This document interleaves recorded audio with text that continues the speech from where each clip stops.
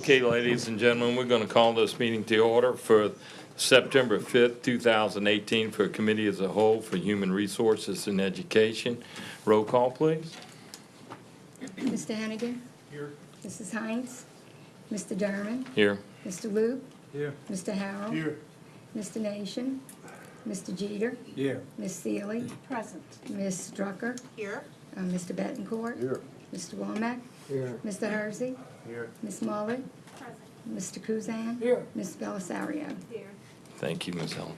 As y'all can tell, I'm not Ms. Hines tonight, so she happens to be out of town, so I'm running her meeting for her. So if you would, Mr. Jeter is going to lead us in the invocation of pledge. Please all stand. Let us bow our head. Gracious Lord, thank you for allowing us to get together this evening. Continue to bless us.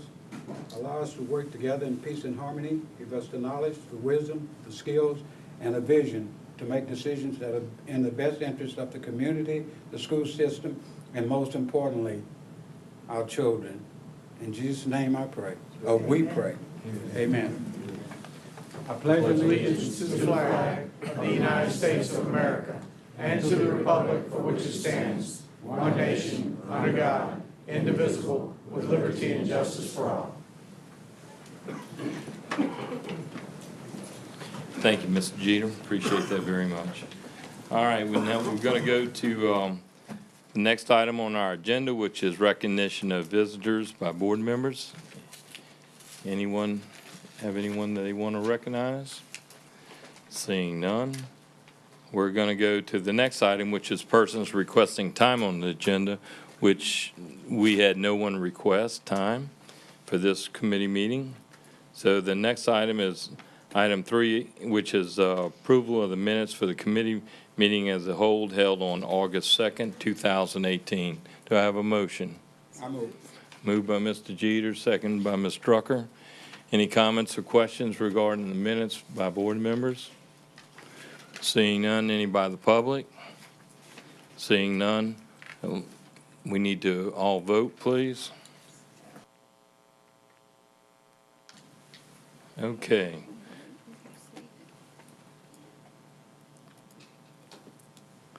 It appears we have all voted and it passed. Isn't that wonderful? Okay.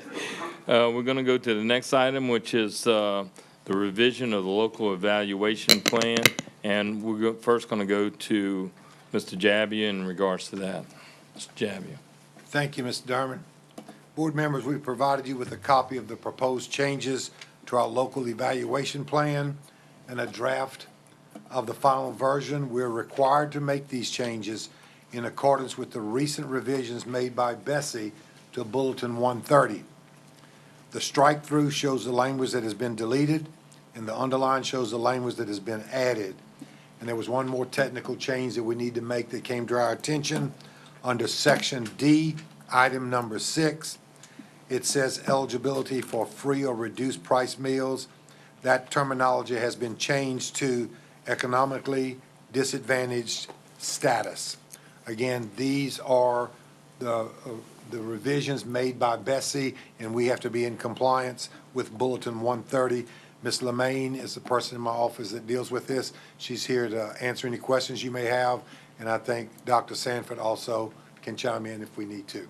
And we do need a recommendation for this tonight, Mr. Dermott. Okay, thank you, Mr. Jabbia. So do I have a motion by Ms. Mullet? And I'm sorry, who is on this side? Mr. Womack, second that? All right, so is there any questions and comments from board members regarding that? Mr. Hennigan? Yes, thanks.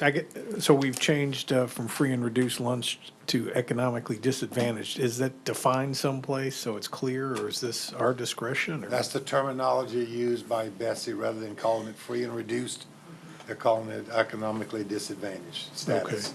Okay. So our numbers won't change in terms of? No, sir. Okay. No, sir. Thank you. Same criteria that we've used in the past. Okay, any other questions from board members? Okay, any questions regarding the evaluation form from the public? Okay, seeing none, please let's vote on the item, please. Okay. Everyone is yes, no abstentions, and no no's. I'm testing out my eyesight here tonight.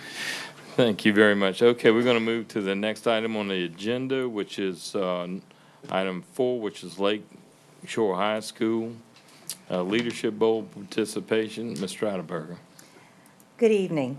Mr. Fultz, Ms. Heinz, Mr. Durman, board members, and guests.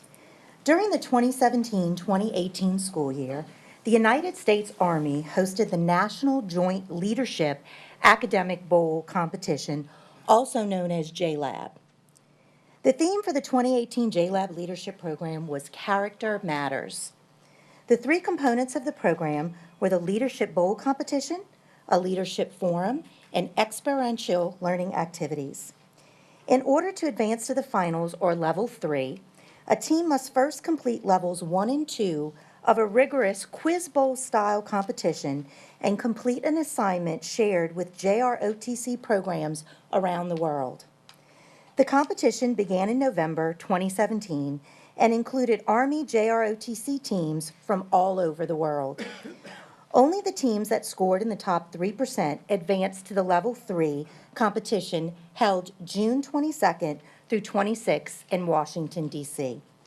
It is my distinct pleasure tonight to announce that the Lakeshore High School Army JROTC JLAB team was one of the top 3% of teams out of 1,757 in the world to advance to the level 3 competition, and the only team to represent the state of Louisiana and the 6th Brigade.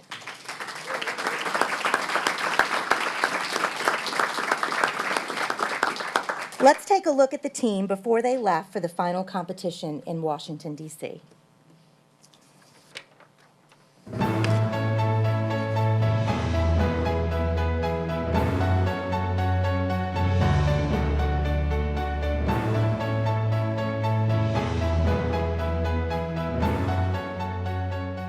We have the leadership program that is going, representing 6th Brigade, and the only school in 6th Brigade that will be going for leadership out of the state of Louisiana.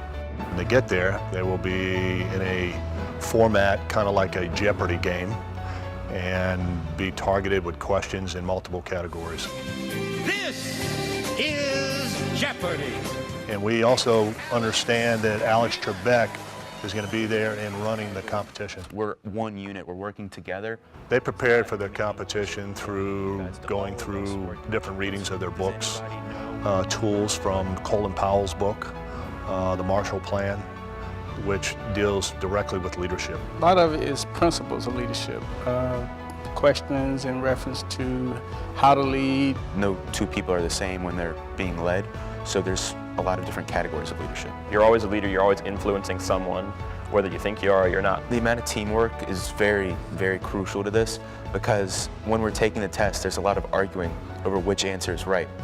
But at the end of the day, we still call each other friends and teammates. So if we didn't have that bond at first, we would have just fallen apart right at the start. We put them in different scenarios each day.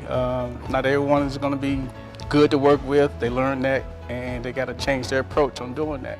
So that's what I like to see mostly, is their growth and development. From high school, in the classes we take, in the government class especially, helped us out because they would ask different questions about history or how the government functions, and just knowledge from basic high school courses also helped. Attention!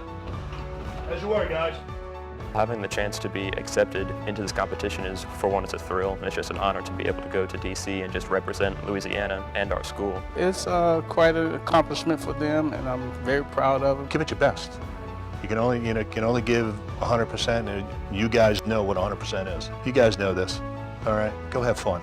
Rock steady, tight body's always ready, roll! How's your work?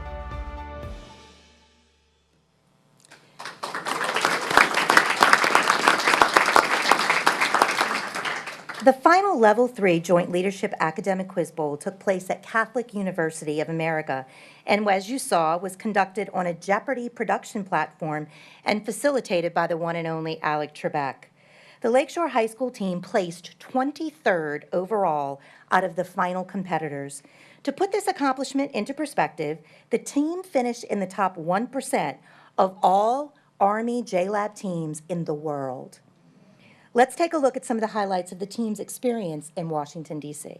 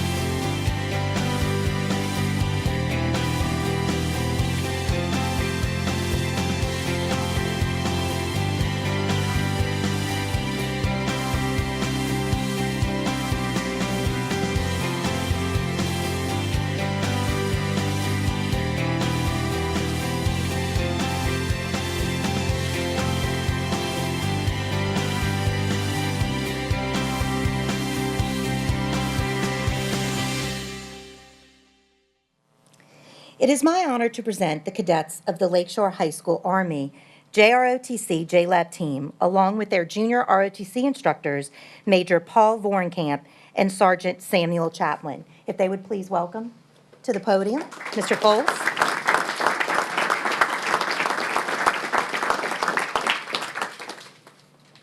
Y'all could stand right here. Yes. Our first cadet we would like to honor tonight is Indy Nebeker.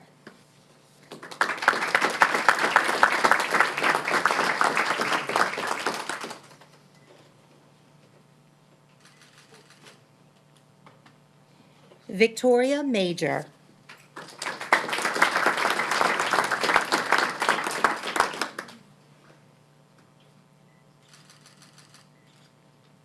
Emily Weller.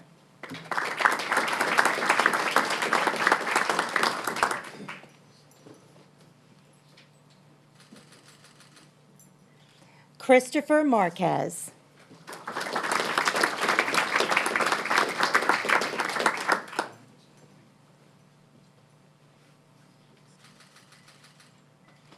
Patrick Oakland.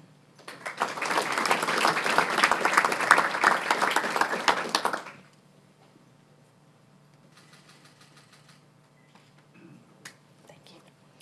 We would like to thank the family members of these accomplished students for their encouragement and support. Would the family members of these students please stand?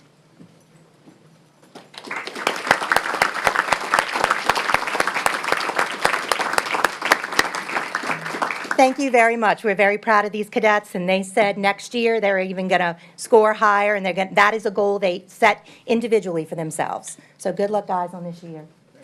Thank you.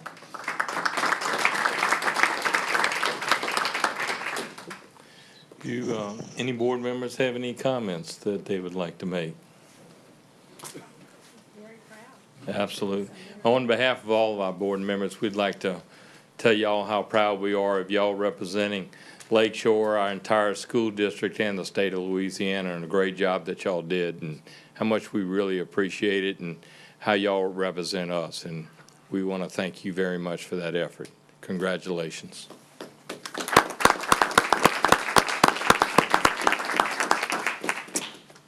Okay, we're going to go to the next item is early childhood updates. Ms. Lang. Good evening, Mr. Durman, Mr. Foles, and board members. I'm happy to be here tonight to share some of the updates of the 2018-19 school year for early childhood with you. Our theme this year is we will provide high-quality preschool for all of our children in St. Tammany Parish. Our power word this month is learn, and we began our year learning. This learning has had quite an impact, which will show through our data soon. We began our school year with our early childhood professionals learning from one another, focusing on continued growth in providing highly effective and high-quality preschool experiences for our young children, and also by supporting families through family involvement activities in their child educations that teachers could share with them. We are here together to work and play, to work and play. Our students will be coming next week. In the meantime, we're here getting ready, getting excited, getting pumped up for pre-K.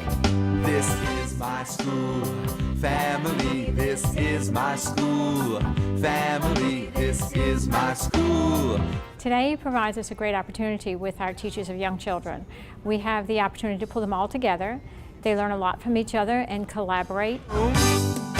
This is my school, family. The other thing it does is provides us with people who have expertise in certain areas to be able to share their knowledge and build on one another's knowledge in order to provide the highest quality preschool experiences we can for our young children. So if we keep our kids engaged, if we use our imagination, if we have that excitement, then they'll learn. This is my school, family. We are a very strong early childhood team in St. Tammany Parish, and pulling them together ignites that. This is my school, family. And that learning pays off, as you'll see by the next slide. Our growth is evident. As you can see, in 2015-16, we were a proficient in public schools. All classrooms scored proficient in the area of the class assessment tool, which defines us and gives the profile grade for us. In 16-17, we had 4 excellent school sites, and in 17-18, I'm proud to say that we now have 9 excellent school sites. So as you can see, they apply the learning, and they really are dedicated to making sure the quality is there and high for our young children. Our community network with our serving children birth to 5 has grown over the years. Quality is provided in all early childhood network sites across our entire St. Tammany Parish. All at-risk children have the opportunity to enroll in a high-quality early childhood setting. And as you can see, we've gone from 8 when we began this journey, 8 early childhood centers to join us, and now we're up to 40, and that number does change up daily. So we'll probably hope to stay around 40 this year, but we may increase. Each lead teacher in every one of those classrooms, along with our teachers in our classrooms, receive 2 class observations during the year. As we continue to grow in number, we also continue to grow in quality. As a network for 2018, the overall score for this upcoming profile that we're going to get is projected to be 5.48. We'll know this for sure in October when they come out, but that's like standing growth for us because in 2015-16, our overall score was 4.83. 16-17 was 5.37. So we're very proud today to know that we have, as we've grown with the number of centers that we have to reach and work with and support, that teamwork of that network is phenomenal and has provided the growth. And so we are very, very proud of our score of a 5.48. In the future, they expect to change for not this upcoming for 17-18, but for the 18-19 year. We would be considered under that new scale as highly proficient. So we're doing quite well as a network. As of today, in our public schools, we're servicing approximately 1,152 preschool children. 952 of those are LA4, 100 are serviced through special education, 60 through our HE funds, and 40 through our Title I funds. At this time, we have approximately 90 children who are on tuition. There's a strict 3-step process for placement in our public school. First, parents use the online system to select their first, second, and third choice of a preschool setting that would be best for their families, whether that be public school, Head Start, or a child care center. Then families bring the documentation to our office, early childhood office, or we meet them at sites where it's convenient transportation-wise to determine what programs they're actually eligible for. Then, at that point, they go to the schools to register or to their centers or to Head Start to provide all the required documentation. Once all at-risk children in St. Tammany Parish have been placed, if spots are available, we can open those to tuition paying. We strive to continue to keep a high inclusive setting for our young children. So as you can see by the graphs, we have maintained and increased a little bit to have our children with special education services in an inclusion setting because they learn so much from one another. For your information, I also wanted you to know this, that there are 121 additional 3-year-old children serviced with special instruction in homes, parent-acquired child care development centers, or early childhood special education settings. And those are not reflected in these numbers. What you see there are 4-year-olds, but the 121 additional 3-year-olds. As lead agency, we honor parent choice by providing the online enrollment system where families choose the best high-quality program for their children from birth to age 5. Information about all of the centers, you do have a flyer available on board docs. Also, those flyers are shared at the parish fair, and also the child care center directors and all team members of the network share them at their local churches and doctors' offices and anywhere they can think that they can get the word out that high quality is provided, particularly for our children who qualify and who are at risk. All deserve and all are able to receive a high-quality care and education in St. Tammany Parish. Today's learning for our children will last a lifetime. I want to take a moment to say thank you to you for supporting learning in the early years. In pre-K, we prepare our children for the future. You have a great example of the future sitting right here for them, and obviously, St. Tammany Parish has much to celebrate in the line of education across all grades and all areas. But learning through play at our level is genuine learning. For our 4-year-olds, learning is the foundation for their lifetime of success.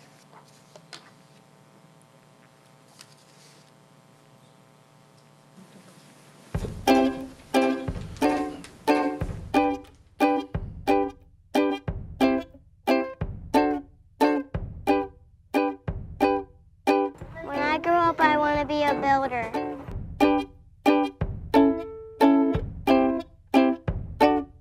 I want to be a boat captain.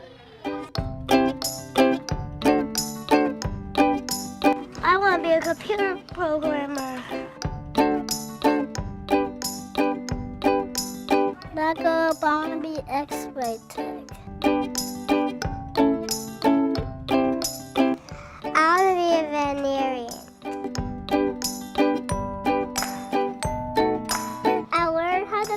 So I can be a chef.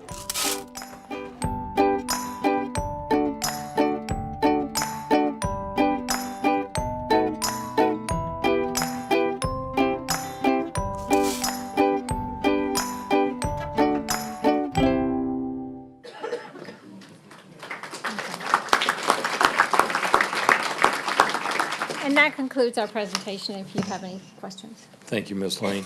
Mr. Hennigan.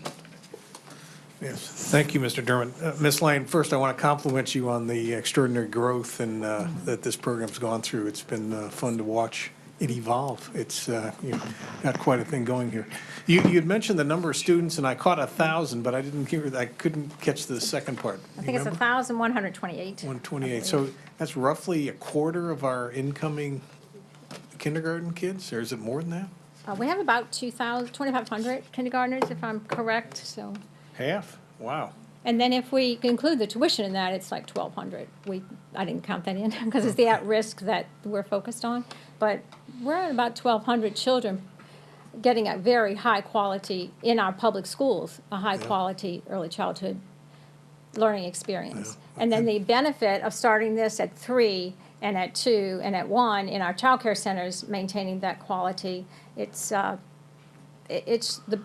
benefits are definitely there, and our kids are entering kindergarten ready to learn. So have we seen it in the longitudinal studies that we have? I mean, is it clear? I don't know if we're running those numbers on these children. It'd be nice to see that at some point, huh? I can tell you what we see for kindergarten entry. for kindergarten entry, when we compare children who've attended preschool with those who have not attended our preschool, we see that many more of them are scoring high on the readiness assessments, also scoring high on the DIBELS assessment, which is their first time with those types of assessment. So we're very proud of the fact that they are prepared. The other thing is they know how to get along with other children. And in the early years, that's so important. All of our children might come from a family of, even a large family of 7 or 8, but nobody comes from a family of 20. And when you put them in a classroom, they have to learn how to get along with 20 other children and 2 adults, and also to take directives from 2 adults, to learn to work together with all those other children, to handle the distractions and know that everybody's need is different. And the compassion, the social skills that have been developed, have them ready then to tackle learning because all that's in place. Thank you. Thank you. Thank you. Mr. Kuzan. Yes, ma'am, I want to congratulate you also on your presentation. But the question I have is the economic level of the parents determine the Title I funding for at-risk students?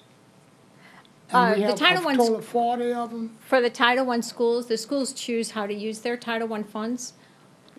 So we only have the funding for the at-risk students for only 40 of those Yes, students? there are 2 Title I classes at this Okay, time. thank you. Okay, Thank Ms. you. Seeley? Thank you, Mr. Durman. Very good presentation, thank Thank you. The question I have is, do you know what pupil-teacher ratio in Yes. the grades yet? Pupil-teacher ratio for us is 20-1 at all times. It cannot exceed that. So 21 teacher and a para, so it's a 10-1, but 2 adults in the classroom, but 20 in a class is maximum. Okay, thank you. Okay, thank you. Any other questions from board members? Seeing you. none, I'm gonna chime in a little bit, Ms. Lane. This is one of the things that I think is proven to actually work in education, and it starts at the very early stages, and it has the most impact. And if there was a way for the state to find any more funding, this is where the money needs to be spent, not on testing, but on doing this. And it would have a huge impact for years over the whole educational process. And I just wish we could get every child in our whole parish, not just our system, but in our parish, to be able to have this kind of instruction at the early stages. And I understand that the higher poverty level, it creates a much greater impact in those students, but I just think it would impact every child if they had the ability to experience the same type of educational process. So I commend y'all for doing this, and I just hope it continues to grow and the results are the same way as well. So I appreciate y'all's efforts very much. Thank you. Okay, anything else here? I think we're at the...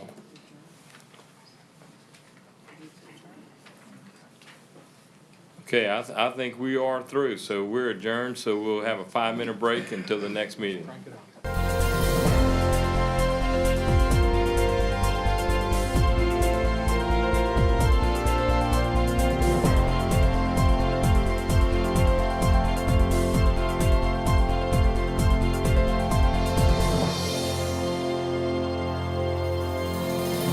This is the Business Affairs and Administrative meeting. I'm sitting in for Mike Nations, and I'm Neil Hennigan. And why don't we take roll call? Mr. Hennigan. Here. Ms. Heinz. Mr. Durman. Here. Mr. Luke. Here. Mr. Harrell. Mr. Nation. Mr. Jeter. Here. Mrs. Seeley. Present. Ms. Strucker. Here. Mr. Betancourt. Here. Mr. Womack. Here. Mr. Hersey. Here. Ms. Mullet. Mr. Kuzan. Here. Ms. Belisario. And Ms. Belisario. Okay, thank you. And we'll dispense with the invocation and pledge, since we did that in the last meeting. Now, public comment. We have one person has signed up for the 3 or 5 minutes. I think this is 3 minutes. This is Ms. Lee Barrios, who is a candidate for District 5. Hi, I'm Lee Barrios, retired teacher from St. Tammany, and thank you. I am a candidate for District 5 School Board. I guess I have my head in the school sandbox, because until a couple of months ago, I had no idea what an ITEP was, Industrial Tax Exemption Program. But because of some significant changes in the program, I did learn about it. So I want to inform the public a little bit about what it is and also give my position on it, if that means anything. For years, under the Industrial Tax Exemption Program, ITEP, state government, specifically the Louisiana Board of Commerce and Industry, relieved multinational corporations from having to pay for up to 10 years the property taxes that parish and municipal governments use to fund local services. This was done without input from local officials. This past June, the Board of Commerce and Industry approved by unanimous vote to give local taxing authorities, of which the school board is one, the ability to accept or deny the tax breaks.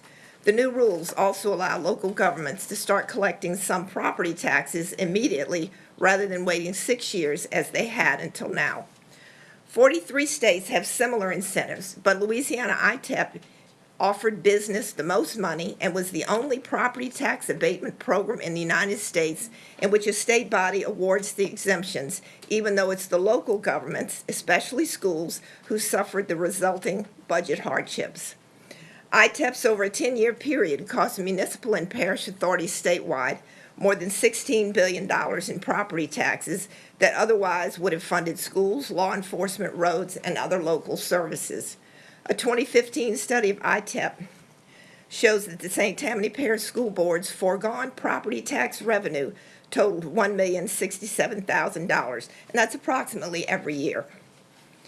For all of St. Tammany, property taxes foregone in 2015 totaled $2.4 million. Property taxes collected from all sources totaled $290.8 million, with ITEP representing 1% of the total property tax collections. 80 ITEPs were awarded, which represented 30 companies. From 1998 to 2017, $26 million was given away as ITEPs in St. Tammany Parish. Those companies claimed they would create 1,006 jobs, but actually only created 337. That represents a $77,654 per job created, which is way above the average teacher's salary. I ask that this school board follow the lead of several other school boards that I know of who have already denied so far this year ITEPs in the last few months. Thank you. Okay, thank you, Ms. Barrios. And just so the public knows, in keeping with our policy, since it's not an agenda item, we don't discuss these discussions or these topics that are brought up, but thank you. Let's see, moving on. Okay, we'll have a chance to discuss it later, I'm sorry. Let's see, approval of minutes for the committee of the whole meeting held on August 2nd, 2018, moved by Ms. Seeley. Seconded by Mr. Betancourt. Any comments from the board? Any comments from the public? All in favor, please say aye. Or no, excuse me, we've got to vote on this machine here.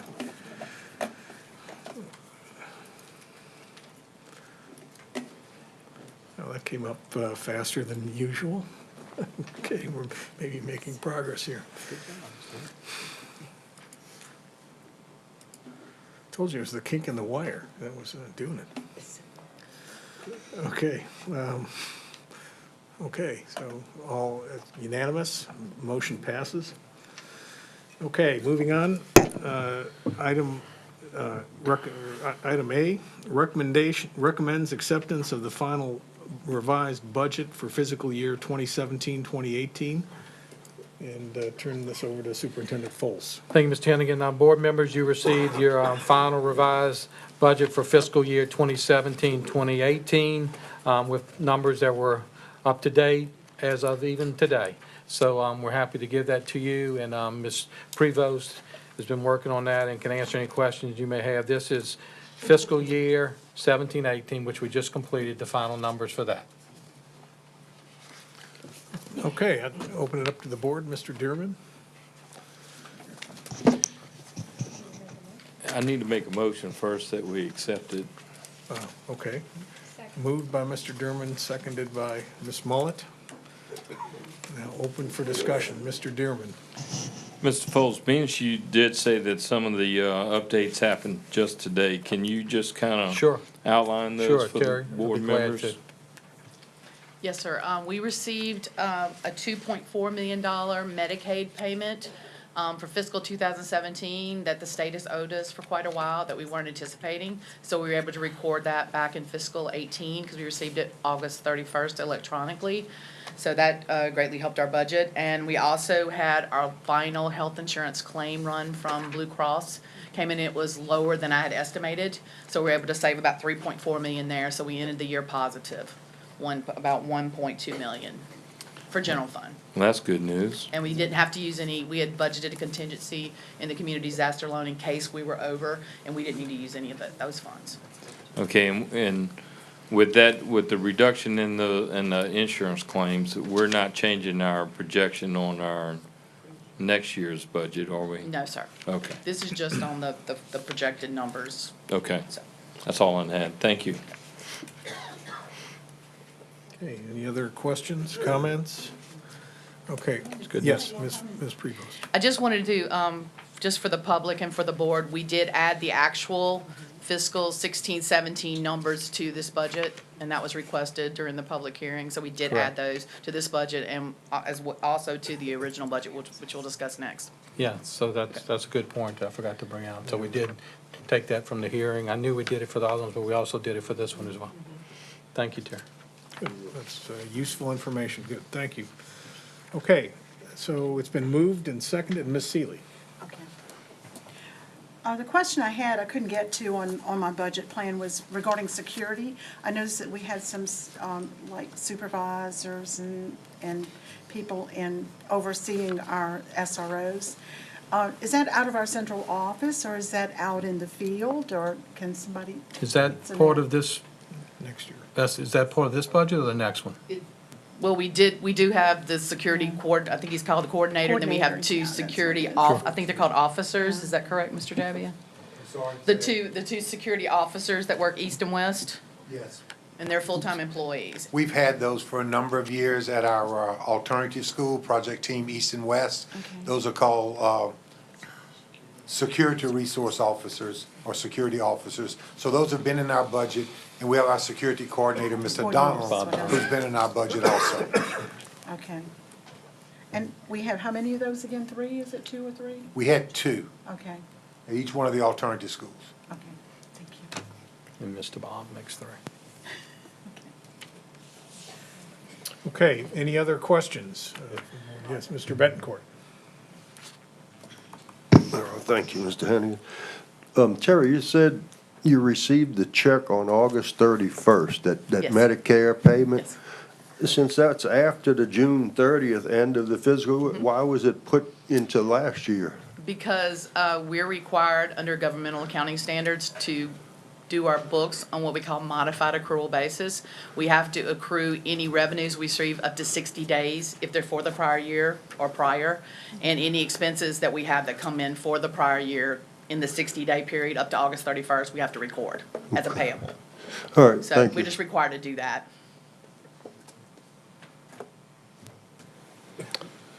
Good, thank you. Okay, it's been moved and seconded that we accept the budget. Any comments from the public? Okay, there being none, so then we can vote on this.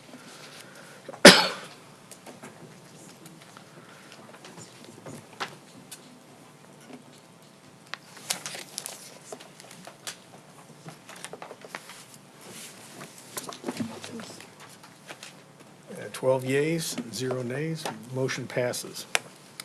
Good, okay, let's move on. Item B, consideration of a resolution adopting superintendent's proposed budget for fiscal year 2018 to 19. Superintendent Foles. Thank you, Mr. Hennigan. Board members, you recall we had our public hearing on the budget last week, and many good thoughts, ideas, and comments came from that hearing, and certainly we're able to, as Terry mentioned, incorporate some of those, and we'll also be considering others as we move forward. So tonight, we present to you for your committee approval and to be moved to next week's meeting, a consideration of a resolution adopting our budget for fiscal year 2018-19. And Terry, as well as any other members of the staff that would be appropriate, will be glad to answer any questions that you may have. Thank you. Okay, any questions from the board?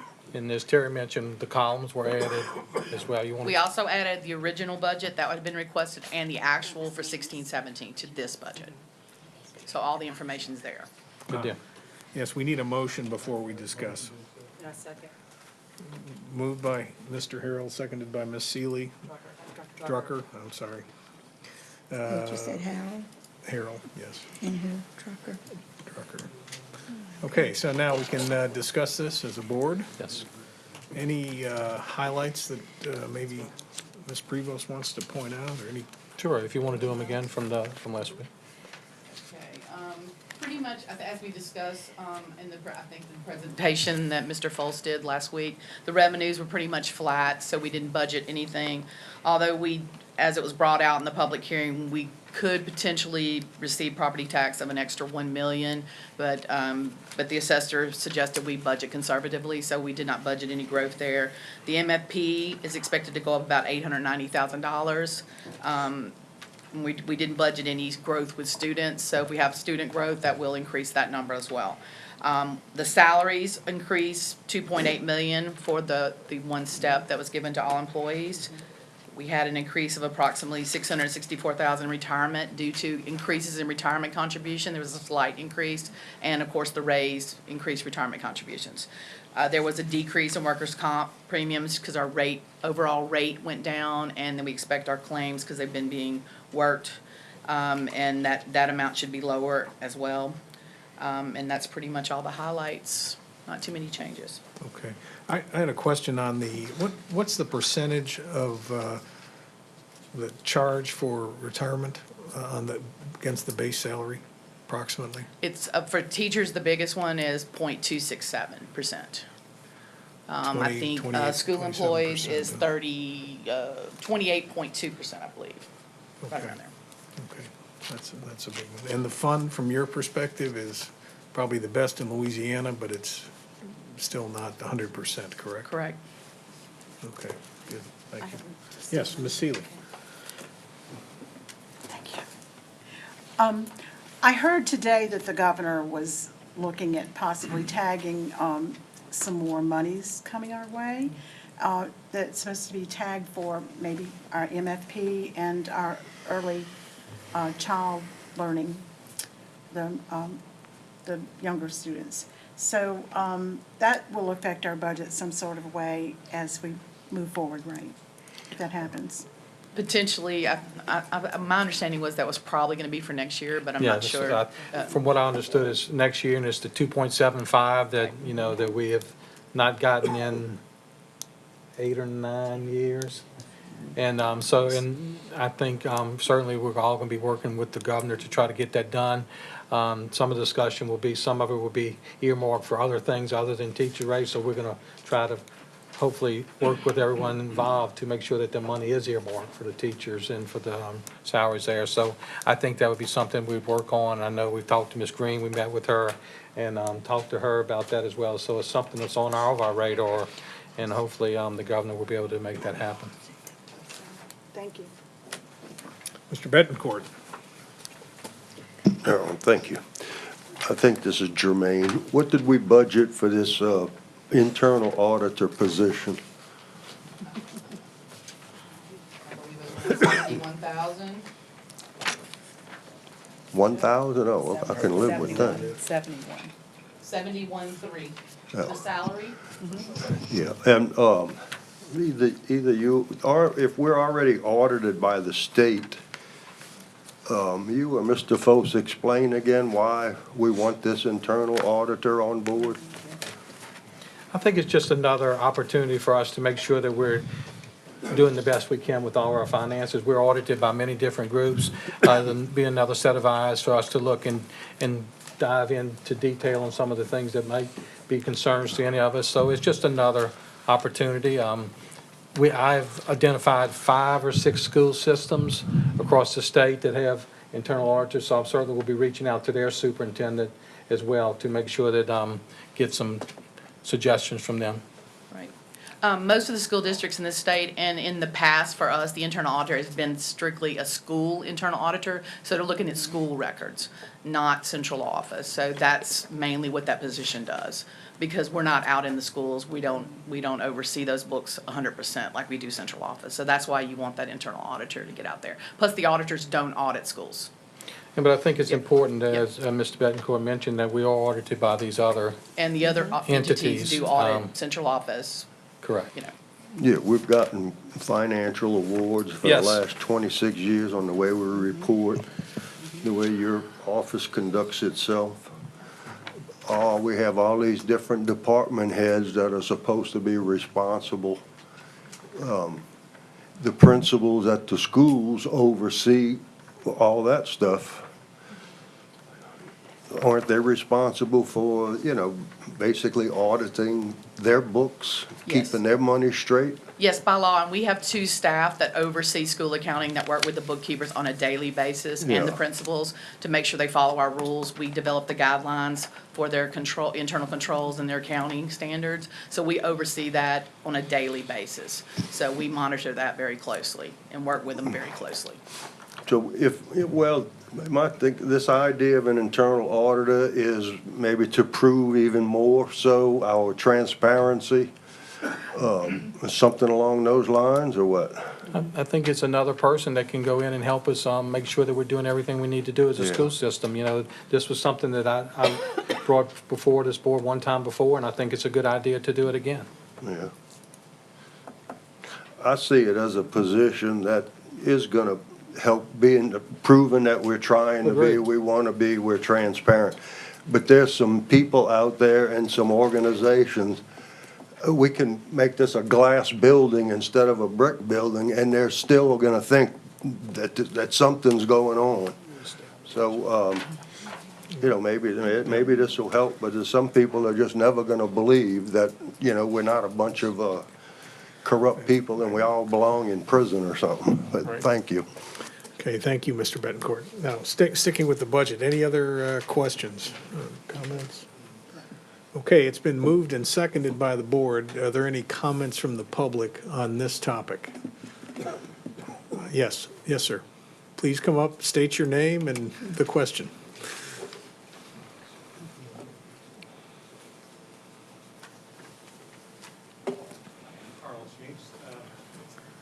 Question I have is, why wouldn't you go back and ask why you lost the trust of the public in the first place? That's it.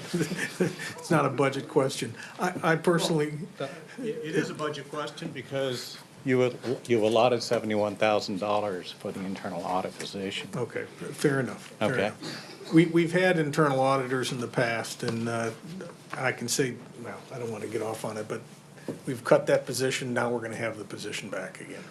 Right, and it ought to be answering to the board.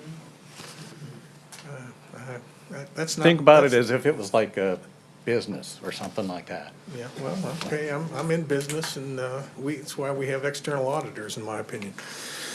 Okay, it's been, so the motion on the floor is to accept the proposed budget for fiscal year 2018, 2019. I'd ask you to vote on the machine. All in favor, please signify by yea.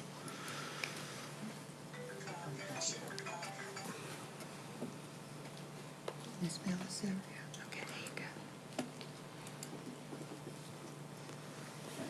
there you go. Okay, 13 yeas, no nays. Okay, thank you. Moving on. Now, get to the ITEP question. There we go. Item C, consideration of policy DFAA, Louisiana Industrial Tax Exemption Program, ITEP. Mr. Jabia, please. Thank you, Mr. Hennigan, members of the board.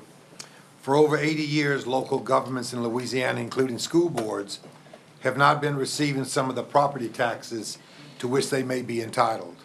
This is due to provisions of the Louisiana Constitution, which allows the Louisiana State Board of Commerce and Industry to approve industrial tax exemptions for locally assessed property taxes, which until recently was basically done with no input or approval by the local governmental entity. In October 2016, Governor John Bell Edwards established Executive Order JBE 201673, qualifying the provisions of Article 7, Section 21F of the Louisiana Constitution.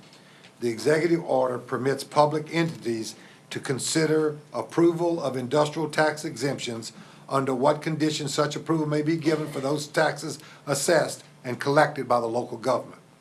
One goal of the executive order is to allow opportunities for public entities to negotiate with companies or to offer lesser or greater benefits under an exemption based on the merit of the project under consideration.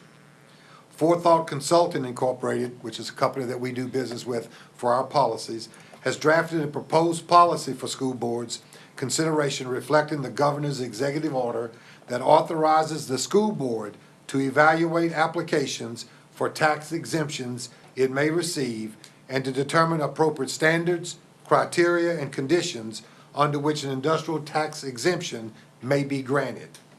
Once the school board has finished its deliberations regarding any exemption, the school board is then required to adopt a resolution signifying its approval of the manufacturing project for which the exemption is sought, as well as any parameters to be included.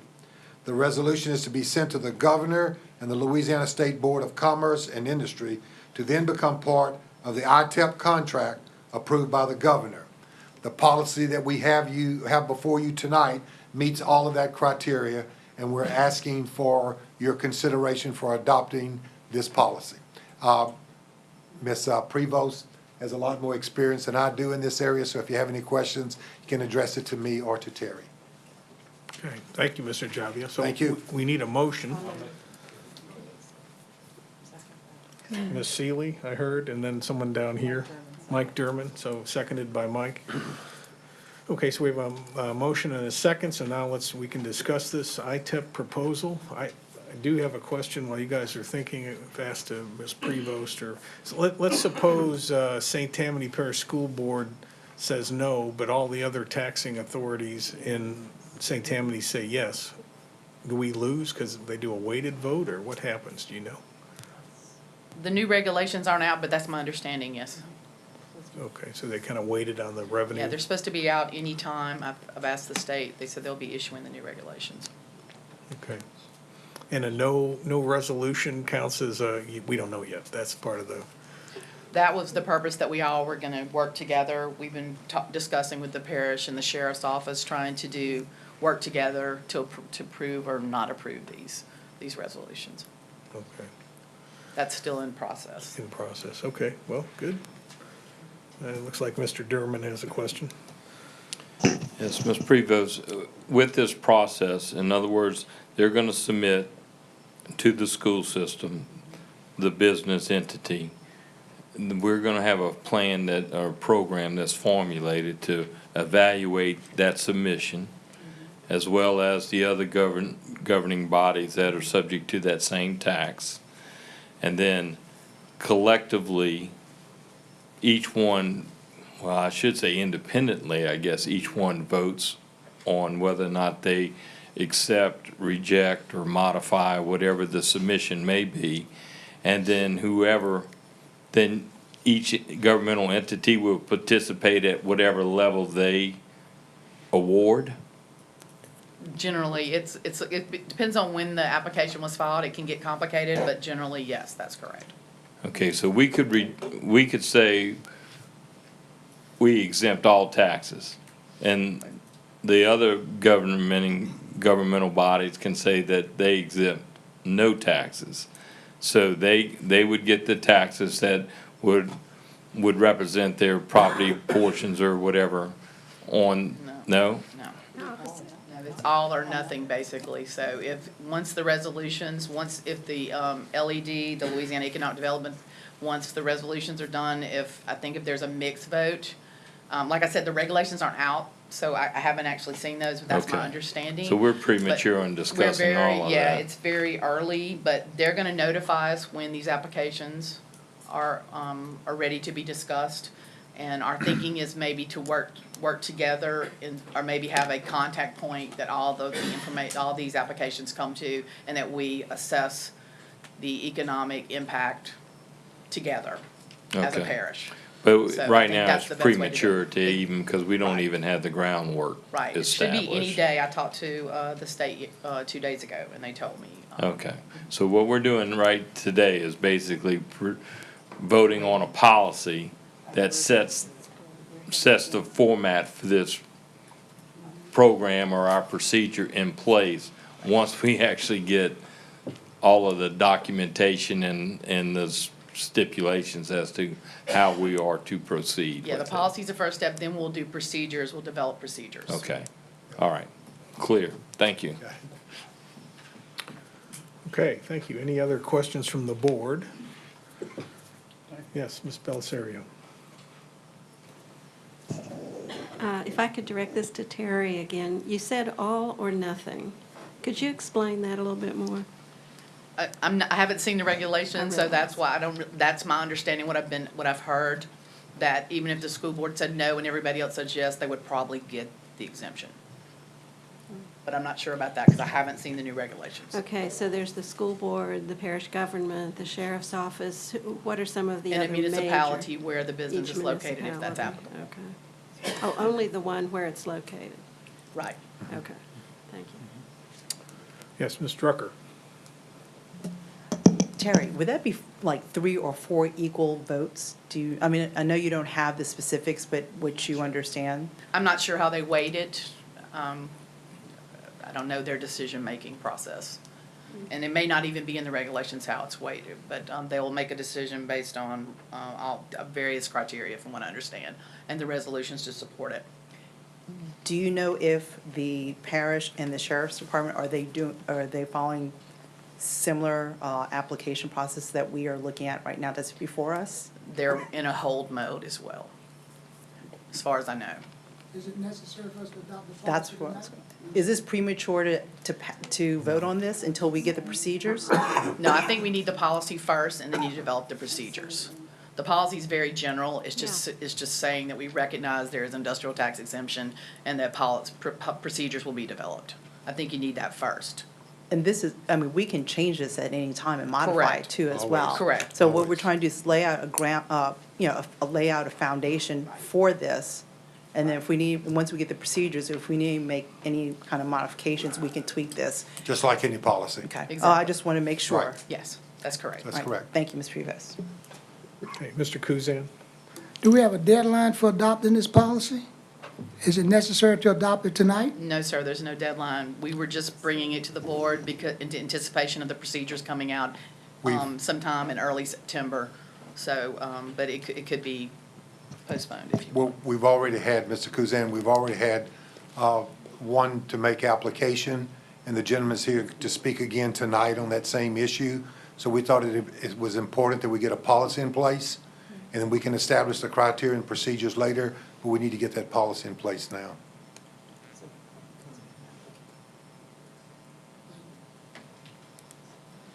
We need to be able to know how to advise people. If they make an application, at least we can have something to go by and tell them what the board has in place. Right now, we have nothing.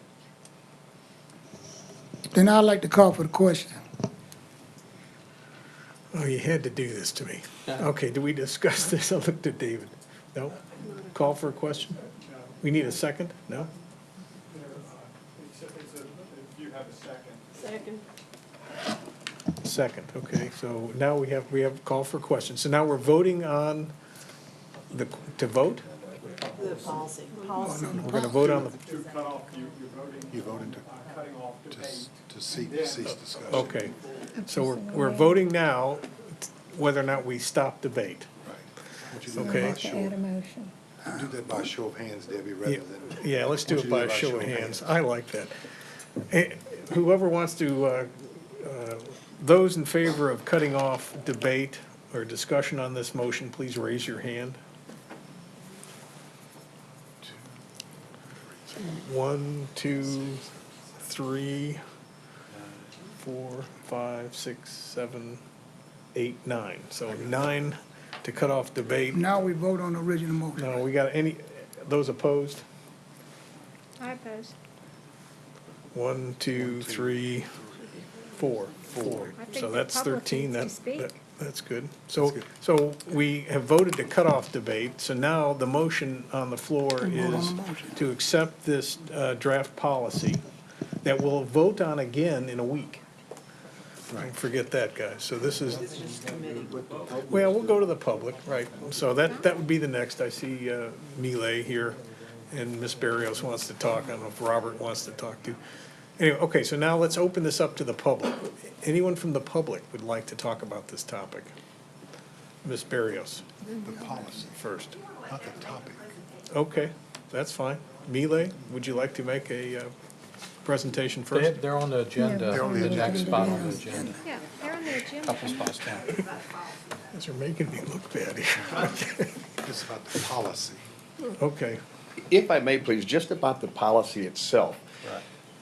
The 10-year exemption, which is what it used to be, it's 8 years now, but the industrial tax exemption program was changed in 2016.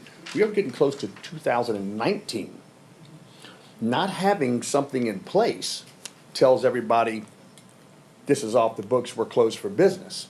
So I would just urge you to pass this resolution and get something in place to send the signal to business that we're open for business in St. Tammany, and that you can avail yourself of the Louisiana economic development incentives that are in place.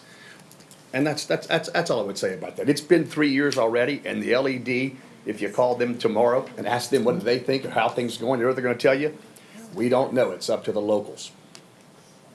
So it really is in your hands, and not such to wait for them for guidance. They're not going to give you any. And I've been involved with this for 15 years now, 10 years with the Ascension Parish Assessor's Office, and 4 years as a consultant. So it really is up to you. So, thank you.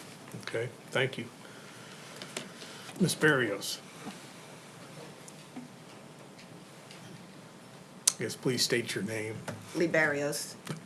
So I beg to differ with a couple of statements.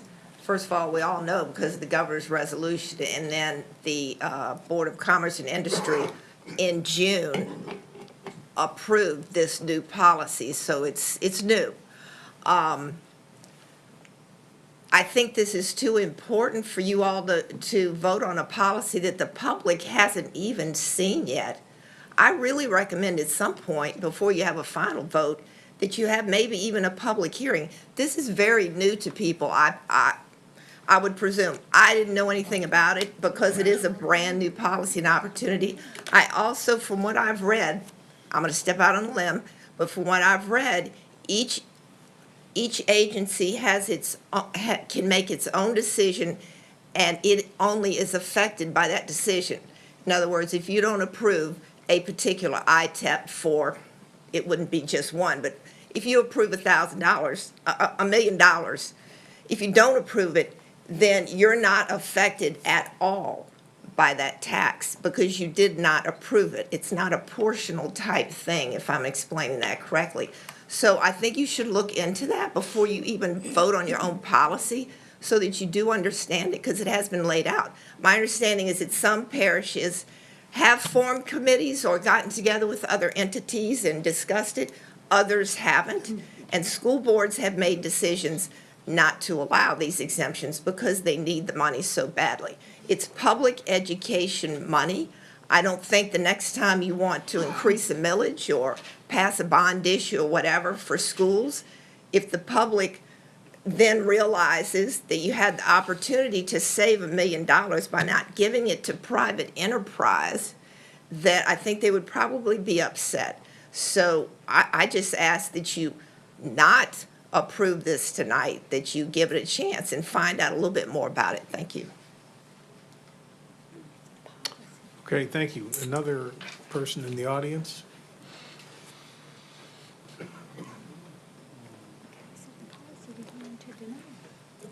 James Bro, and I'm also running for school board.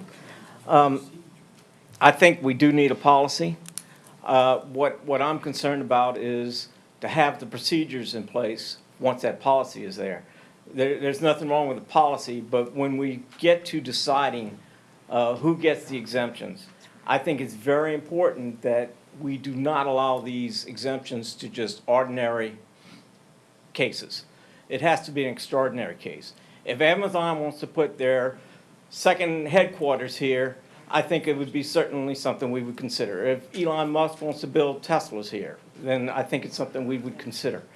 But if every mom and pop grocery store, tobacco store, liquor store comes in and says, I want an exemption, that would not qualify. Because if we allow one, we'll have to allow them all. We'll set the precedent, and there will be no stopping it. And everyone we exempt puts more burden on everybody else, the citizens, the taxpayers, the other businesses left. So it would have a detrimental effect. It would reverse the purpose of the thing was to bring businesses in and expand the community. It would have the exact negative effect where it would shut people out. That's all I have. Thank you. Thank you, Mr. Bro. No, okay, any other comment? Yes. Please state your name and tell us what you want. My name is Carlos Yangst. This industrial tax exemption, as far as I remember, is for manufacturing concerns, for us, not for mom and pop retail stores necessarily. Generally, it's manufacturing or petrochemical, that kind of thing. I think locally we had something with food manufacturing or processing. That's about it. It's not retail stores, it's not mom and pops, it's not that.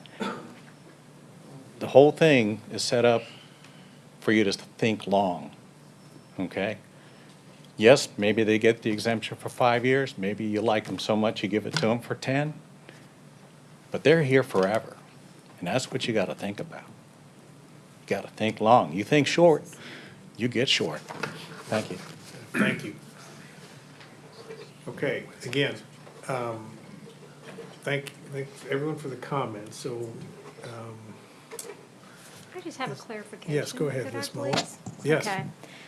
Because I hear people talking about two different things.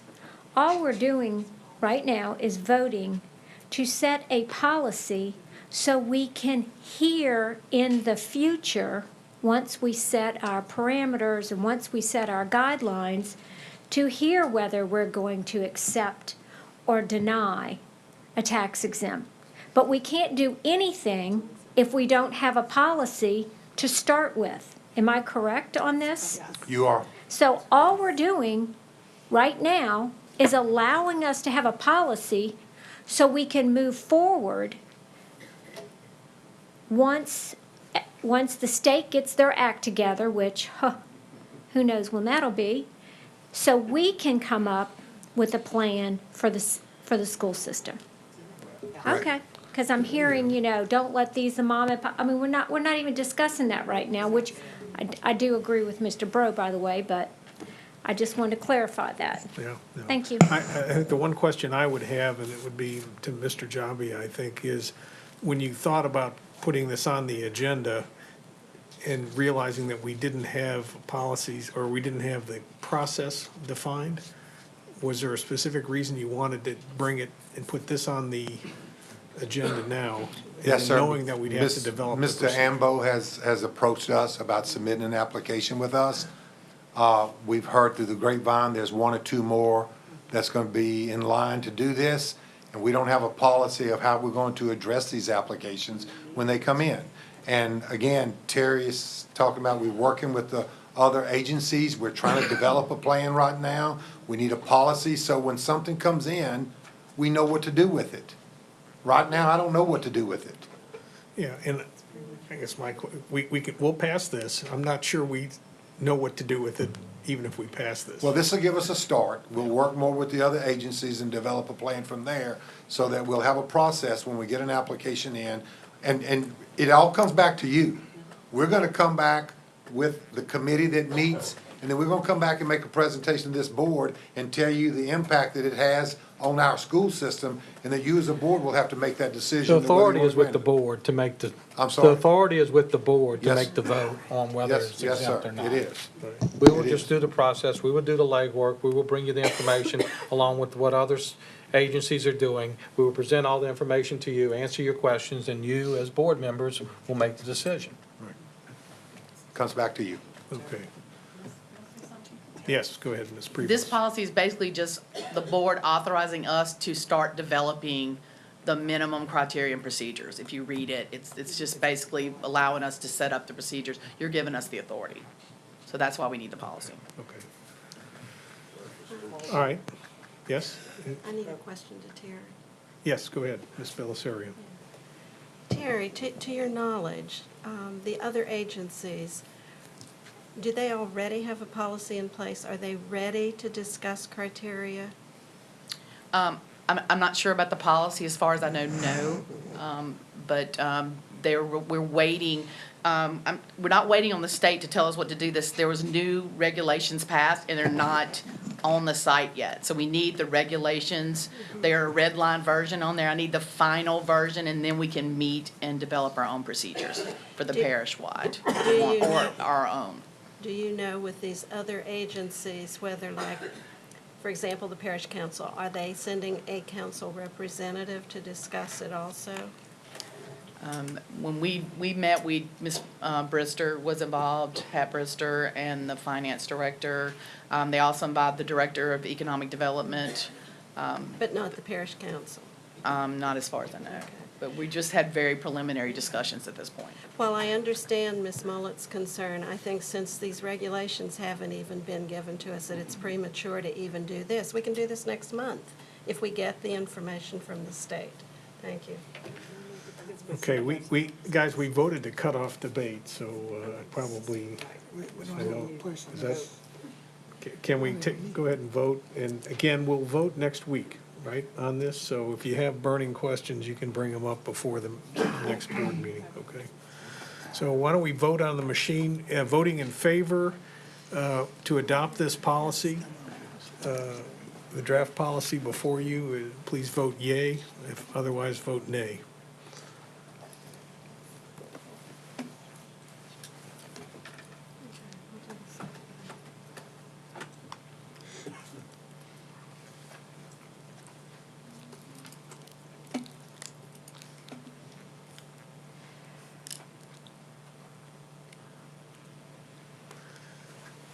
Okay, we have 10 yay, 1 nay, and 2 abstains. Okay, thank you. Again, this moves us forward on this process. We'll discuss it, I'm sure, more next week. Okay, let's move on. Item E, consideration of a proposal, no, excuse me, D.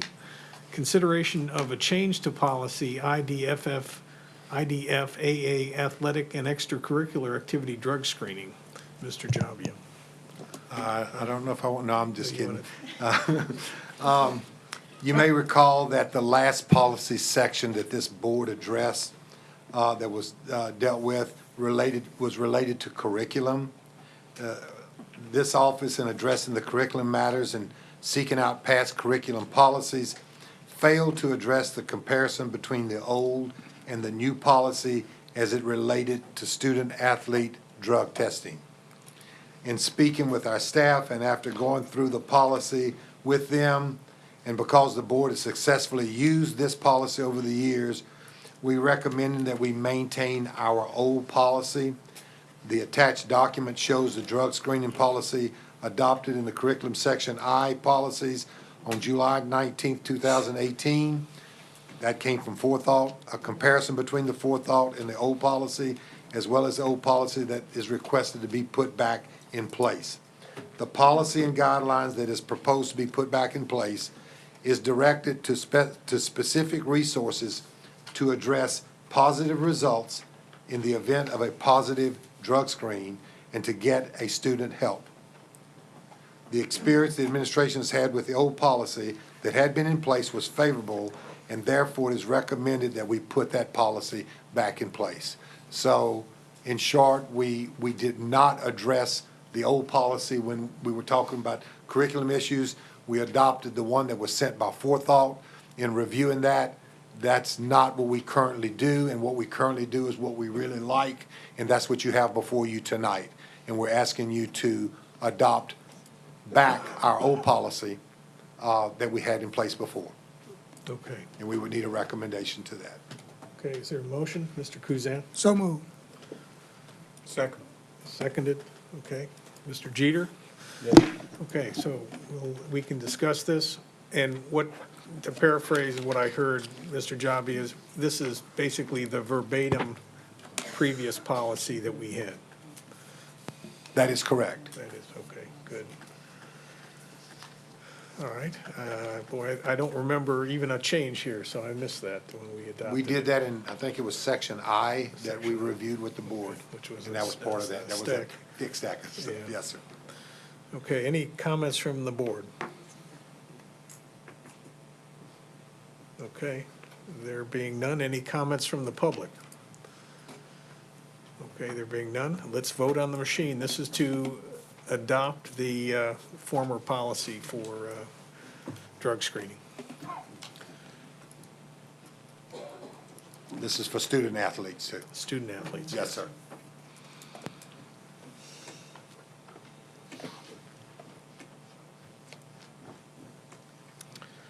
And just for the public's benefit, Mr. Jabi and the administration went through we didn't have our old policies in a concise electronic format for everyone to see. And it was a Herculean effort. I mean, the stack was still in the process.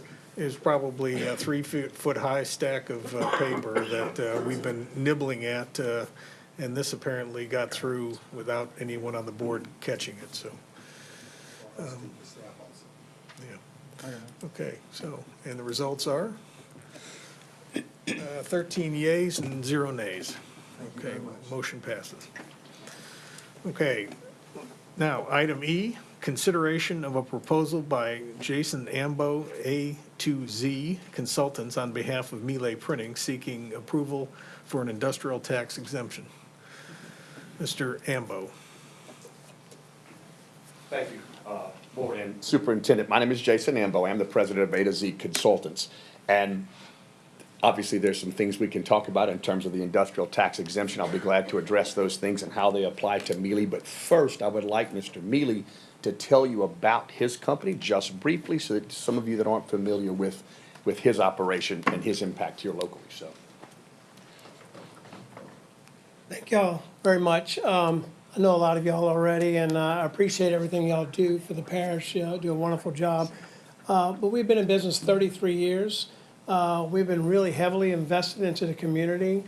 We started right here in St. Tammany as a little one-man operation, and we've grown into almost 100 employees, located only 4 blocks from this facility. I go to church right across the street. I actually used to go to church to the other church across the street. But I've been here, raised all my kids here, love this area. We're very committed to the community, and we're one of the largest printers, if not the largest printer in the whole state of Louisiana, located right here in Covington. And because of this program, I've been in this program now for 6 years. Starting back 6 years ago, we started going into this. The EDF was encouraging me to invest more into technology to grow our business here in St. Tammany, and we did that. And by doing that, we expanded our building and we started growing here. I didn't grow in Jefferson Parish, I didn't grow in East Baton Rouge Parish, of which those are the areas we also serve. We bring all that business right back to Covington, St. Tammany Parish, and we made a commitment. And suddenly, in the middle of this program, it changed. Now, as y'all are confused, I'm confused. I now have to go back to all the authorities and meet with everybody, and we have met with everybody. And it is a little confusing. I do highly suggest that you do have procedures and policies in place to regulate how you award these things. Mealy Printing meets all those requirements. We're growing, we're adding employees, we're investing into the local economy, and we give back to the local economy. We're constantly involved in the community, and everyone here, all of our people are definitely involved in the community. But most of all, we just love calling St. Tammany home and what we're doing, and we do have plans of continuing to grow. Even this year, we even have more things going on. We're bringing in new technology that no one else is offering to this area and reaching out and bringing it home. So I want to encourage you to emphasize with businesses to have that ability. Future dollars of which being invested will come back 5, 10 times over as we keep investing and growing our business. Thank you. Thank you, Mallory. I really wish I had a video with a bunch of really cute kids in it because I feel like I'd have a better shot. Let me talk briefly about the industrial tax exemption. But Ms. Barrios is wrong. This has been in the Louisiana State Constitution since 1973. This program is directly responsible for our industrial corridor throughout South Louisiana, which, as we all know, has a massive impact on our entire state, even though it might not directly impact this particular parish. Without it, we wouldn't have any of that business. My grandfather wrote the legislation. I know what was behind it. It's an amazing program. I spent 10 years with the Ascension Parish Assessor's Office myself with the Commercial and Personal Property Division. So I understand the concerns of local parishes, and I also understand what the governor did in 2016. Essentially, he says we have to make some adjustments. The major adjustments that they made was they turned this from a 10-year program to an 8-year program, really a 5-year program with a 3-year option. And the first 5 years, let's keep in mind, is a 100% property tax exemption on the new equipment, the new building, and it's a 3-year option that you will again get an opportunity to vote on and approve or disapprove or even change the amount, and that's only at 80% at that point. So there's been quite an adjustment made in consideration of those concerns that some of the citizens here tonight have voiced. It's also mentioned that if Amazon or some other really large companies came in, and I take issue with that. I think that this sort of program, if you lock out local entrepreneurs like Mr. Mealy, you send a bad signal. You send the signal that, you know what, local folks, we don't care about you. What we're interested in is having a Ford or an Amazon or an IBM come in. And if you're local, too bad. You don't get to avail yourself of the legally available incentives that are out there. So as Mr. Mealy mentioned, he's personally committed to this area, and he always has been. So I'm not going to stand here and say if you don't approve this, he's going to consider leaving. That's not the case. He's committed 100% to this area. That shouldn't disqualify him to take advantage of the opportunity because he's committed to this area. So let me explain briefly. Let me put my glasses, please. Mr. Mealy last year did over $16 million and has he said, employed over 100 people, okay? Their commitment is 100% to this area. Among Mealy's many customers all over Louisiana and the southern United States are countless government entities demonstrating the trust and reliance they enjoy in the industry. Included in that are 24 various public entities in St. Tammany, including this school board, parish council, and sheriff's office. I make that point to illustrate one idea. Mealy business is the ideal business deserving of the industrial tax exemption. They are precisely the kind of business this exemption was created for. Their commitment as a locally owned business to grow the industrial economic prosperity in St. Tammany and the city of Covington is unmatched by any other here locally. The total property tax abatement for this ITEP, and I would refer you to a spreadsheet that we've provided with you, The total tax abatement for the first 5 years is only $71,902. It's not $1 million. The opportunity for the second 3 years is $23,967. So over the 8 years, the total exemption is $95,870. Now, I put 15-year savings here. It's actually 12, so pardon my mistake. But you'll see that the taxes paid during that period by Mealy Printing is $819,000. And that's just property tax. St. Tammany Parish sales tax during that period is projected at $2.5 million, use tax at $92.6 million, and other property tax on the actual buildings and land, $750,000. This is a very minuscule amount of exemption being requested as an incentive and a signal to Mealy Printing and other businesses, local and outside the jurisdiction, that we appreciate your business. We're open for business, and we're happy to allow you to avail yourself of the incentives that are available. If you look at the bottom section of that same sheet, you'll see that the impact on the school board itself potentially is only $57,547. So once again, it's not even, it's a bit more than half of that, so. I don't know if I could address any other issues that were brought up this evening or any other questions. Of course, I'd be glad to take any questions that you have, but I want to stress the importance of allowing a local entrepreneur to avail themselves of this opportunity and a signal. What I'd said earlier before in terms of you guys approving that procedural issue, we've got some of these passed through some other parishes who also have yet not to put everything together so far. The problem is that business continues. Mr. Mealy and others can't put the brakes on their business and don't want to put the brakes on their investment and growth while this process continues. So in other parishes, what they've done is they've had meetings and they've just decided to pass a resolution and say, yes, we agree with this particular exemption, and we move forward. We're speaking to the parish council soon. We've already spoken to the sheriff, who gave us their tacit approval. They're waiting on you guys. So there's a lot of information here. We sent that to you earlier. I hope you had a chance to look at it. I would be glad to answer any questions you might have, though, at this point, or allay any fears you may have.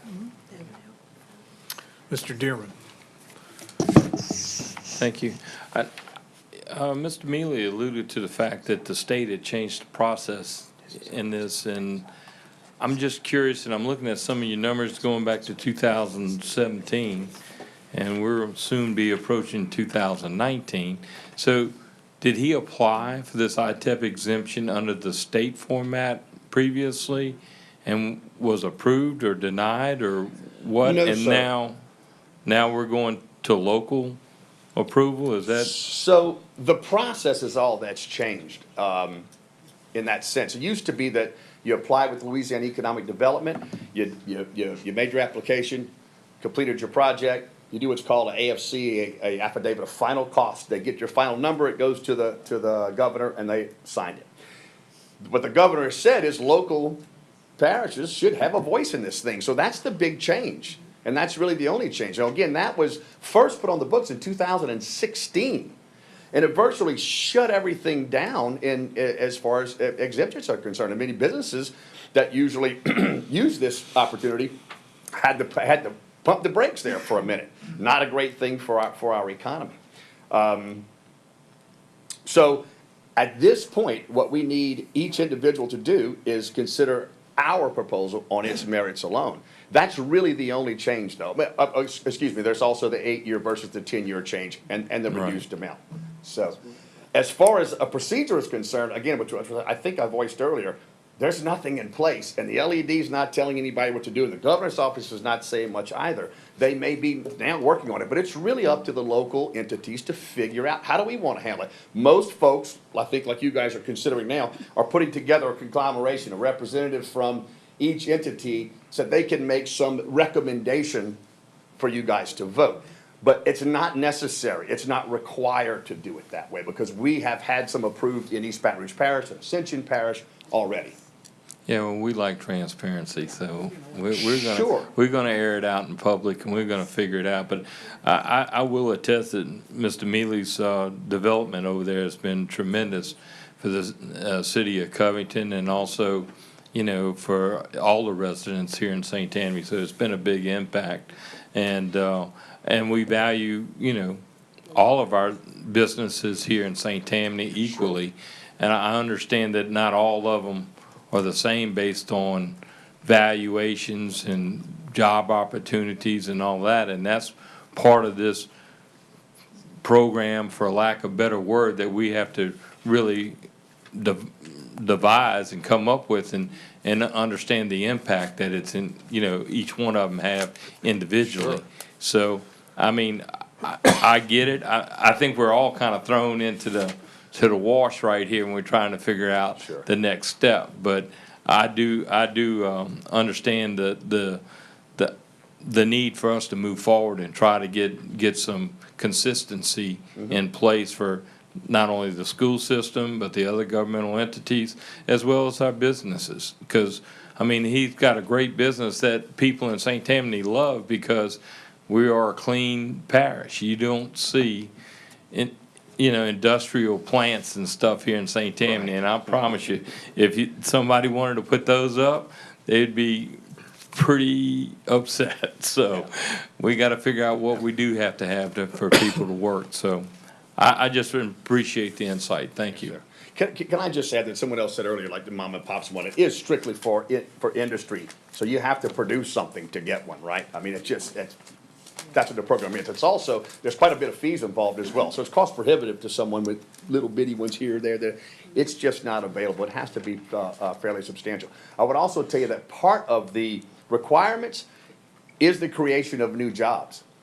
Also be glad to be the first one to tell you that the follow-up of that, but when the governor's office in the past, was none. They're committed going forward to follow that up. And they've made language that challenges you to be one of the checks and balances on that, to make sure that those jobs have been created. In this particular case, Mr. Mealy committed to 5 new jobs, which is the minimum at about $150,000 estimated payroll.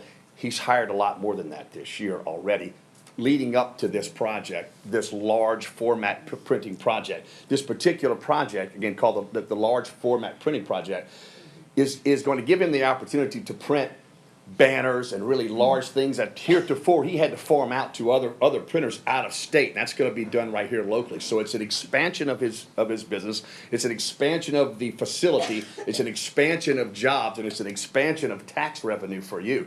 Even though there's a small exemption, it's still, after 5 years, you're going to benefit, and then after that, you benefit 100%, and we'll continue to benefit from that expansion.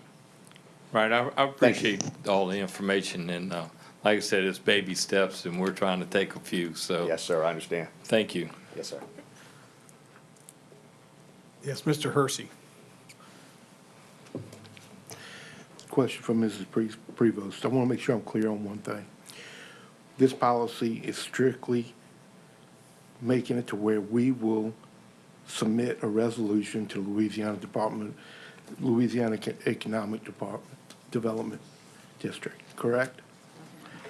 The policy is basically giving us the authority to go ahead and set guidelines and criteria, and as far as whether we're going to grant the resolutions or not. So it's about doing the criteria. And these resolutions are not binding on anybody, are they? Legal? And the reason why I say that is because having dealt with GO-Zone funds in the past, and having refused to do a resolution in the past with a governing authority, that Louisiana Economic Development went right over our heads and approved it. So our resolution, although it's advising our position on a particular issue, is not a binding resolution to anybody with the state. That's all I have to say. We don't know. Well, our procedure doesn't matter. Our procedure is to present a resolution to the state of Louisiana. Resolution is not binding on any person in the state of Louisiana, period, up in government. That's my point. And the reason, what's that? I don't think that's correct. The policy is for us. I understand. The policy is, and we passed the policy, right? We passed the policy. The policy is for us to set procedures and how do we deal with applications as they come in, what we do, what kind of information we gather, and we come to you. Correct. And you adopt a resolution. That is sent to the governor that I understand becomes part of the contract for this exemption. So I think it is binding. It's binding in telling the governor that we support or do not support a particular issue. Other than that, it's advisement only. I don't know. That's not correct. The regulations were changed so you have a voice. So say all the entities say no, the application will be denied. There you go. And that's my understanding. So the resolution, we have a voice now. The governor changed that. We have a voice. And So who it makes is a the binding. decision On the I decision. gotta go deep. Who's gonna make the decision in the end whether or not to grant? No, listen to me. In the end, the governor either has to sign it off or the state legislature or both. That's what I'm getting at. I don't think so. He has turned that over to the locals, Mr. Hersey. That's what I'm When you- When asking. you approve the resolution, you are binding that into the contract. So it's binding state legislatures and the governor. No, it's binding this board. David? That's what, I think what it is, that there's actually some regulations that are gonna be put in place through an administrative agency that's going to be addressing the tax exemptions. The governor put in place an executive order that laid out some rules giving local authorities to consent to this, and then now they're changing the regulations at the administrative level with the state. and this is done through executive order, correct? No, there's an executive order, but there are also some administrative regulations that are being adopted, that they're being published, and we're waiting for them to be published at this point in time. So we don't know, and I think that's what Terry spoke to a little while ago, is we don't know all of the regulations and the rules that are going to be adopted in order to ensure whatever this board does is going to be handled in a certain manner. It's part of the application. The resolutions are part of the applications. That's going to go to the Louisiana State Board of Commerce and Industry. And my understanding is if everyone says no, then the application will be denied at that point. And I would suggest to you, I've been through this process one time before with the same answers given to me. And having not given the resolution in support of a particular item, but the item went through anyway. And Well, I no stand resolution corrected. is a yes, basically. If you don't do a resolution, it's a yes in this Correct. process. Yes. And having been through this process, very similar, very, very much similar to what we're talking about, it's strictly a resolution that goes before whatever bodies go oversee whether or not to give this tax exemption, unless the state law has changed. It can't be done through executive order or through a group of people deciding something. Let's do this, Mr. Hersey, for next Thursday, try to get some clarification for. Please, that's one. That And example. I know. I'm putting this out there, Mr. Foltz, because I've heard the exact same words that you said and told me before. And while it was 99% accurate, not what you said, what those people told me, they found a bypass on it. That's all I'm stating. Thank you. We will do our best to dig a little deeper and see what we can find out. You're welcome. Mr. Kuzan. So what we have adopted a policy, am I correct? We No, passed the sir. policy. This committee is recommending And to the the full committee is board. recommending the policy. Right. So you all, from this policy, will be able to set the guidelines to bring back to us, right? We've Whatever got guidelines guidelines and and things. procedures, yes, sir. So we're kind of premature tonight in attempting to, on behalf of Mr. Mealy here we couldn't vote on that anyway, could we not? I would think not. No, there's been no That's the motion point I'm made trying to to make. adopt anything. No, This there's is no just motion discussion. made. Mr. Ambo made a presentation. Okay, thank you. Mr. Betancourt. Thank you. Mr. Ambo, let's use this particular exemption as an example. So Mr. Mealy gets whatever you mentioned as far as the school board concerned, of $57,000 or something like that, an exemption. But in the process of Mr. Mealy growing his business, hiring more people, those new people come into this area. Maybe some of them are already here, but I mean, they're paying sales taxes because now they got a good job. They buy houses, so now they're paying property taxes too. Is part of this whole process, do you set up spreadsheets and approximating, showing how all that new money that will affect the school board, a lot of times can probably offset and exceed the exemption that was given to allow a man, to grow his business? I can tell you that I'm not an economist, and I'm not, and to do an entire impact study is pretty cost prohibitive. to go to the depths that you're talking about on absolutely every contract, what I have provided for you is the direct dollars that Mealy Printing is going to pay during that time period and what you are foregoing as well. So it's a net increase for you. And of course, the 5 new jobs have that impact. It's over $150,000 of additional income in the area. So it's a little bit cost prohibitive to do such an impact study on absolutely every single one of them in terms of its benefit, because that's a big task. And that's all I would say. It's possible to do so. It's just, it would be very expensive. But it makes sense to understand that, Yes, right? Absolutely. Thank you. Thank you. If I could just ask a quick question. So of the 16 million in revenue that you do a year, is a good portion of that out of this parish? So we're bringing it out of parish dollars into this parish? Mr. Mealy could tell you what percentage, but the massive majority is out of this Out of parish. district?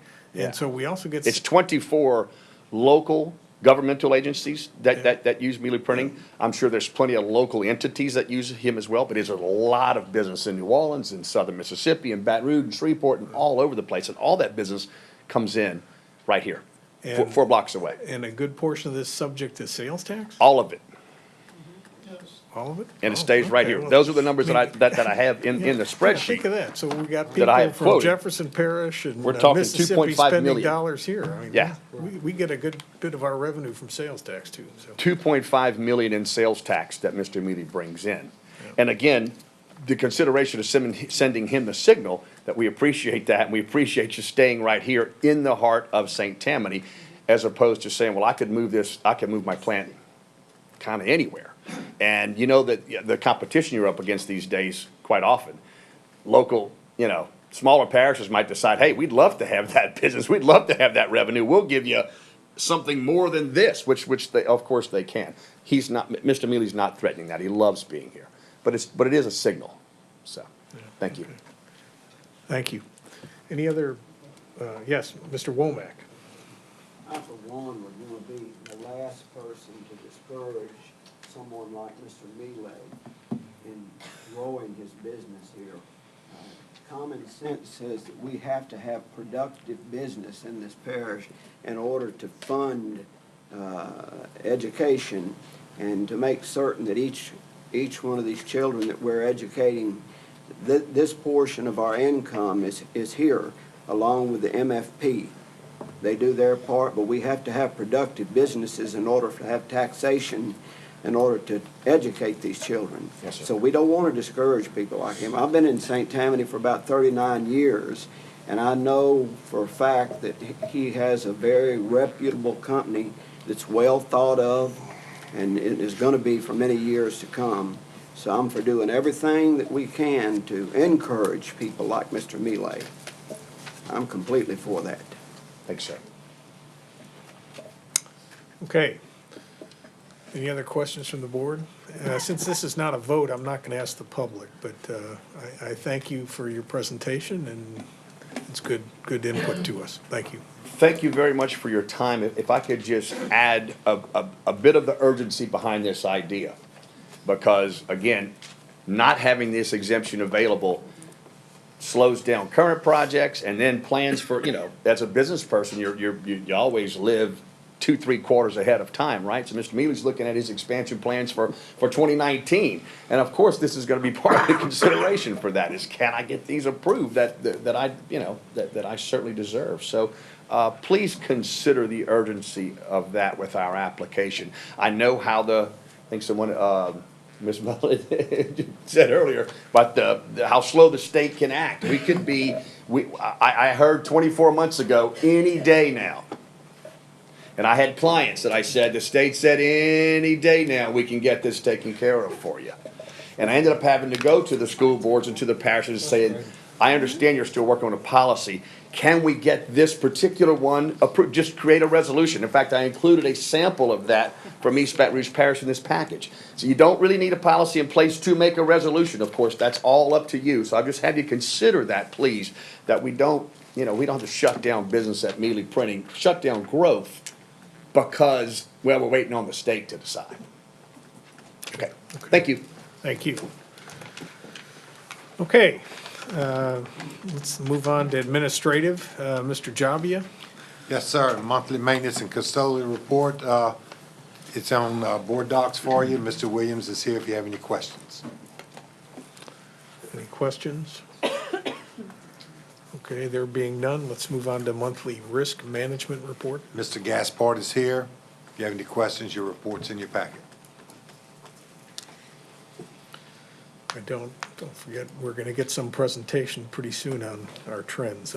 Yes, sir. Okay, good. We always do that in the fall of the year, so it's coming up. Thank you. Okay. Item C, monthly transportation report. Mr. Alfonso is here if you have any questions. Okay, very good. There being none.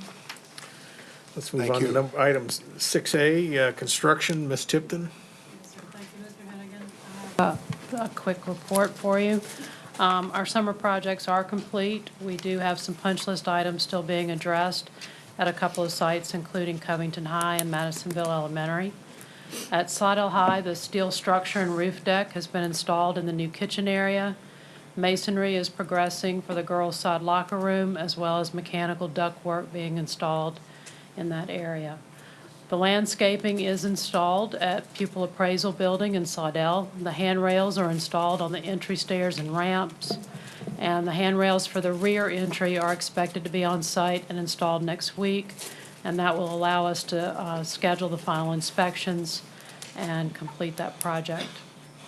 Painting and sealing work are continuing at Safe Haven for the RISE facility, and the new lighting has been installed and a new exit ramp has been poured.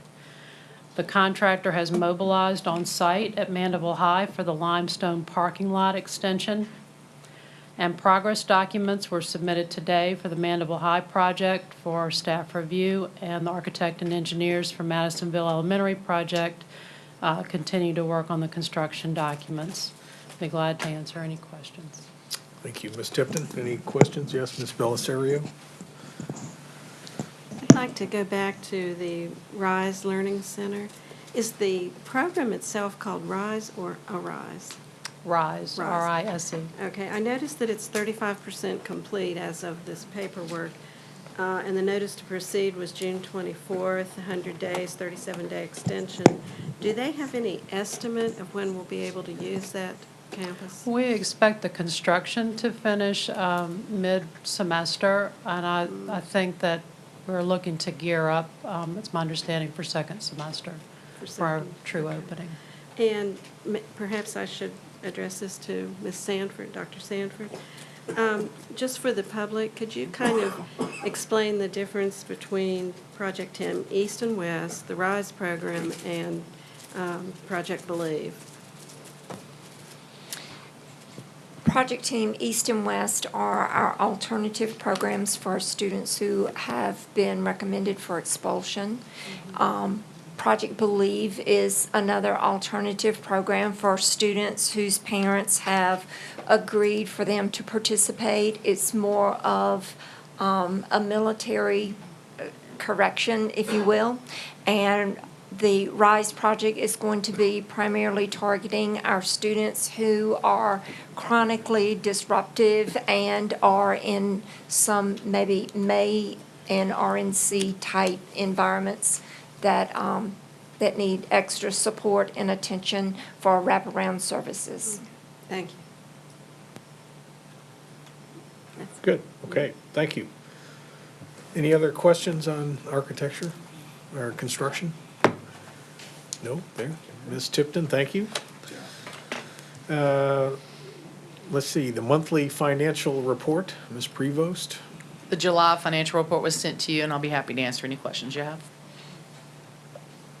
Okay. I think we're good there. Any questions? Good. And how about the monthly purchasing report? Ms. Stevens is here to answer any questions about that report. Okay. Any questions from the board on purchasing? Okay, good. There being none, then we can move on to closing. Announcements by the board president. Ms. Mullen. Thank you, Mr. Hennigan.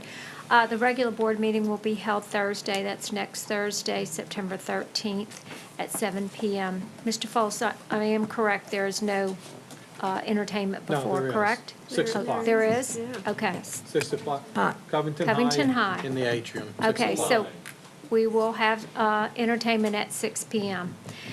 Please remember to check your board docs for handouts and meeting notices and other information. And board members, you do have some information and some parish fair dedication. That's going to be next Monday evening. So all of that is in your packets at your desk. So please look through those. That's all I have, Mr. Hennigan. Okay. Well, thank you. There being no further business, I declare the meeting adjourned.